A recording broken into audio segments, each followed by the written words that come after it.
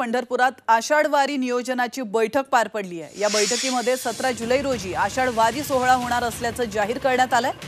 7 जुलैपासून भाविकांना पांडुरंगाचं 24 तास दर्शन घेता येणार आहे। या बैठकीत मानाच्या 10 पालखी प्रमुखांच्या शासकीय पूजेमध्ये बसवण्याबाबत चर्चा झाली नाहीये। त्यामुळे पालखी प्रमुखांना शासकीय महापूजेमध्ये बसण्याची परवानगी मिळण्याची शक्यता कमीच आहे।